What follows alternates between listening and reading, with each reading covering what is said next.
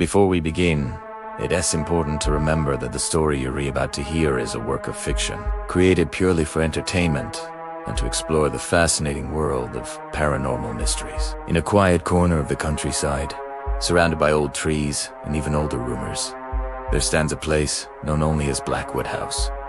For generations, locals have spoken in hushed tones about this abandoned mansion. They say that deep inside the building, a room was sealed over a century ago, and from behind its walls, a faint light glows every single night as if a lantern has been patiently burning, waiting for someone to return. This faint, mysterious glow has given the room its name, the Lantern Room. Tonight, I'm not here to provoke spirits or take foolish risks. My goal is to respectfully explore the mystery, to peel back the layers of legend and try to uncover the human story behind the whispers. What really happened in that sealed room, and why does the light continue to burn after all this time? Join me as we step into the shadows of Blackwood House and search for the truth behind the Lantern Room.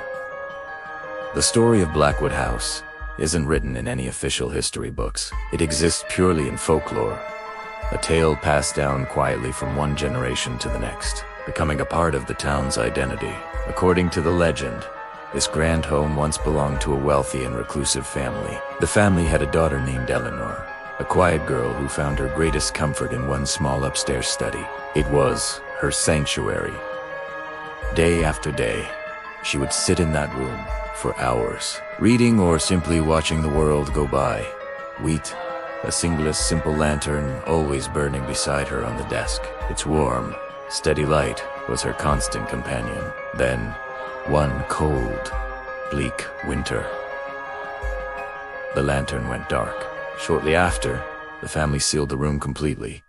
No one ever entered it again. The reasons why have become the heart of the legend. Some of the older townsfolk believe the family sealed it to preserve the precious memories of their daughter, freezing her favorite space in time. They see it as an act of love and remembrance. But others whisper of a different story. They believe the room holds a much deeper, more sorrowful secret tied to profound loneliness, suffocating silence, and an unspoken loss that the family couldn't bear to face. As the years turned into decades, and the house fell into decay, a new chapter of the legend began. People walking past the mansion at night started to report seeing a soft, gentle glow emanating from the second floor, right where Eleanor's study was said to be.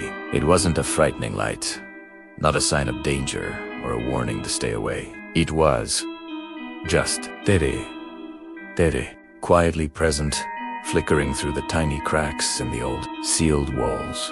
A constant, silent vigil in the heart of the abandoned house. This quiet light turned a family tragedy into a local ghost story, a mystery that has puzzled and intrigued people for over 100 years. Stepping through the front doors of Blackwood House felt like entering a photograph from another century. The air inside was heavy and still, thick with the scent of old wood, decaying paper, and a century of settled dust. Every sound was muffled.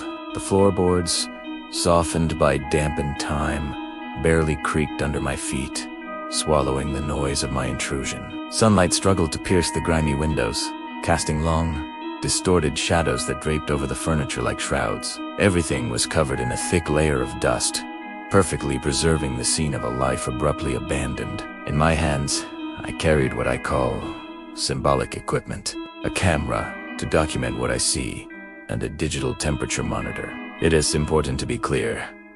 These tools are not here to claim I'm collecting scientific proof of the paranormal. They're simply instruments to track environmental changes. An unexpected cold spot or a subtle shift in the atmosphere can be caused by countless natural things: a draft, humidity, the structure settling. But in a place like this, they help build a more complete picture of the environment, adding another layer to the experience of being here.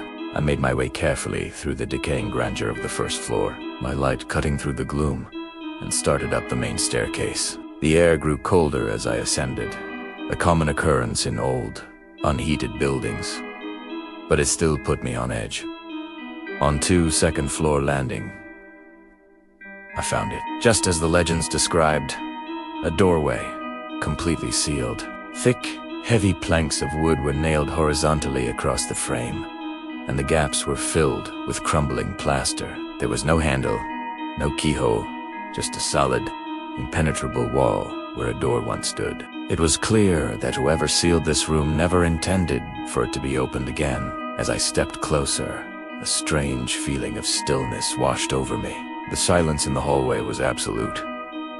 My breath seemed loud in the dead air. I held up the temperature monitor. The reading had been stable since I entered the house, but now, standing just a few feet from the sealed door, it began to drop. Not dramatically, not a sudden, icy plunge, but a slow, steady decrease of a few degrees. It was unexpected. There were no drafts here. The air was stagnant. There was no sound, no movement, nothing to explain it. There was only this profound quiet, the sealed door, and the strange, subtle cold that seemed to be radiating from it. Then, as my eyes adjusted to the dim light of the hallway, I saw something I hadn't noticed before. It was almost perfectly hidden in the shadows of the ceiling, just a few feet away from the sealed doorway.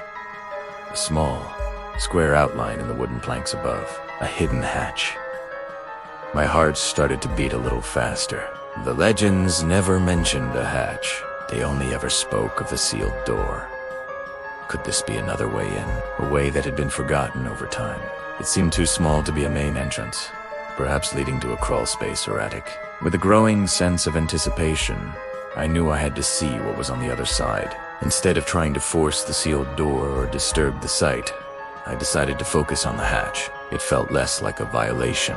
I found a sturdy, old chair in a nearby room, dragged it into the hallway, and carefully climbed up.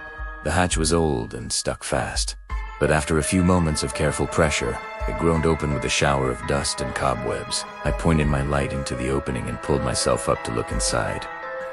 What I saw took my breath away. I wasn't in an attic or a crawl space. I was looking down into the lantern room itself, and it was exactly as the stories had described it, a perfect time capsule. The air inside was incredibly still, and everything was coated in a fine, delicate layer of dust, like a blanket of preserved silence.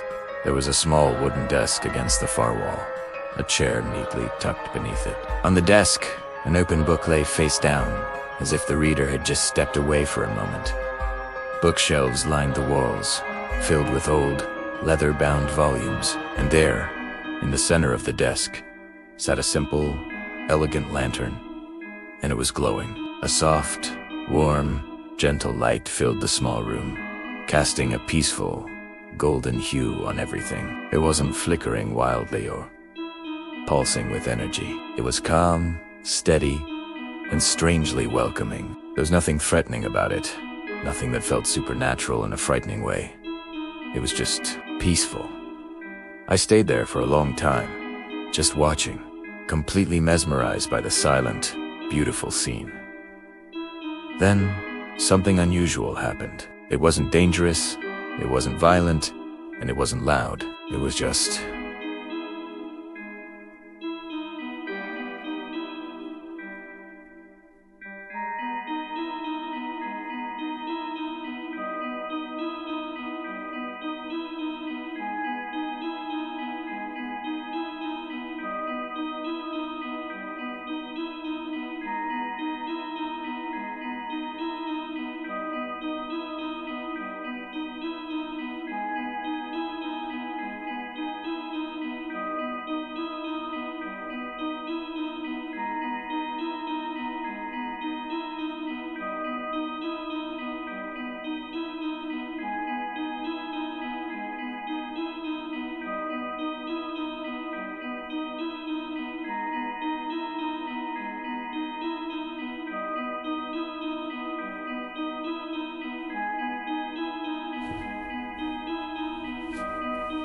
As I watched, the lantern's light began to shift. It didn't get darker or brighter. It didn't flicker aggressively. The quality of the light itself seemed to change, becoming softer, more diffused, as if the room itself was breathing a slow, silent sigh. The light seemed to pull back from the edges of the room, gathering more intensely around the desk, the book, and the chair. It was as if the room was trying to draw my attention, to guide my focus to the center of this preserved memory. And in that moment of strange, quiet communication, I felt like I finally understood. The legend had it all wrong. This wasn't a haunted room in the traditional sense.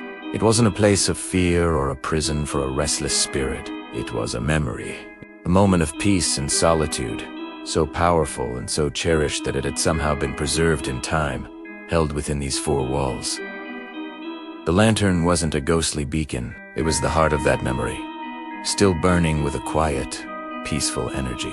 The room wasn't haunted, it was holding on. The light didn't feel like a warning to stay away. It felt like a gentle reminder, a reminder that some stories aren't about fear, hauntings, or things that go bump in the night.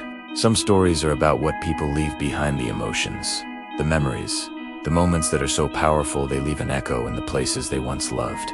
Blackwood House taught me that an abandoned place isn't always empty. Sometimes, it's just quiet, waiting for someone to listen to its story. Even now, people in the nearby town claim to see that gentle glow from the sealed room of Blackwood House.